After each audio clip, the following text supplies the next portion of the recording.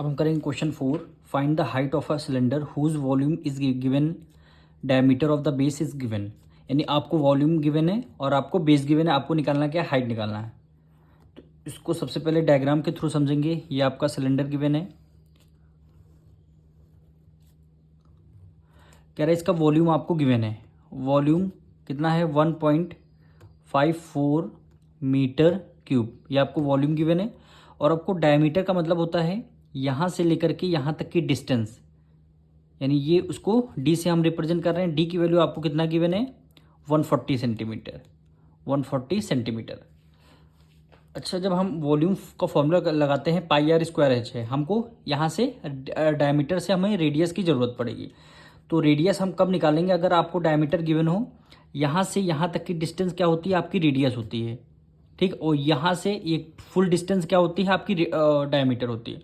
तो अगर हम डायमीटर आपको गिवन है, डायमीटर का हाफ कर देंगे तो हमारी क्या आ जाएगी, रेडियस। यानी रेडियस हम कब कैसे निकालते हैं, अगर आपको डायमीटर गिवन है उसको आप हाफ कर दीजिए। हाफ इसलिए करना है कि यहाँ से यहाँ तक की डिस्टेंस डी की वैल्यू है और यहाँ से यहाँ तक की डिस्टेंस आर की वैल्यू, यानी डायमीटर का हाफ अगर कर देंगे तो हमारा रेडियस आ जाएगा। अब डी आपको कितना गिवन है, 140 गिवन है। तो यहाँ पे हो गया 140 डिवाइडेड बाय 2 हो गया, तो आंसर क्या आ गया, 70 आ गया। 70 किस में आया है, ये सेंटीमीटर में आया है, ठीक है। अब देखिए वॉल्यूम आपका मीटर में गिवन है, तो इसको भी, रेडियस को भी हम मीटर में कन्वर्ट कर लेंगे। तो 1 मीटर में होते हैं 100 सेंटीमीटर। तो अगर हमें मीटर में कन्वर्ट करना है तो इसको किससे डिवाइड करेंगे, 100 से डिवाइड कर देंगे। एक जीरो से एक जीरो कैंसिल हो गया, तो आंसर क्या आ जाएगा, 0.7 मीटर में आपका आंसर आ गया, यानी 0.7 मीटर। अब देखिए, अब आपको गिवन वॉल्यूम गिवन है तो वॉल्यूम का फॉर्मूला लगा दीजिए, यानी volume of cylinder. Volume of cylinder formula क्या होता है, pi R square H. Volume of cylinder आपको गिवन है 1.54 आपको गिवन है। पाई की वैल्यू क्या रखनी है, 22/7 रखनी है।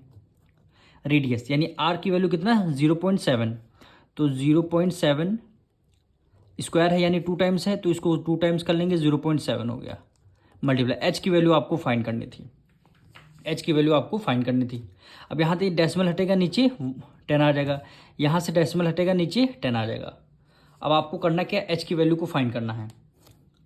तो इधर ले लीजिए 1.54, इधर डेसिमल हटेगा, नीचे क्या आ जाएगा, 100 आ जाएगा, ठीक। मल्टीप्लाई यहाँ पे है इक्वल टू, आपको निकालना क्या, हाइट निकालना है। तो सारे फ्रैक्शन है इक्वल टू के उस तरफ जाएंगे तो क्या हो जाएंगे, रेसिप्रोकल हो जाएंगे। जैसे 22.7 है, इक्वल टू के उस तरफ जाएगा, क्या हो जाएगा, 7/22 हो जाएगा। 7/10 है तो क्या हो जाएगा, 10/7 हो जाएगा। ये भी एक बार 10/7 हो जाएगा। अब आपका हाइट देखिए निकल सकता है। अब देखिए 7 से 7 आपका कैंसिल हो गया, 2 जीरो से 2 जीरो आपके कैंसिल हो गए। अब इसको 11 से करते हैं, 2 से करते हैं, 2 1 2, 2 1 2, 2 7 14, 1 करी गया, 2 7 14 हो गया।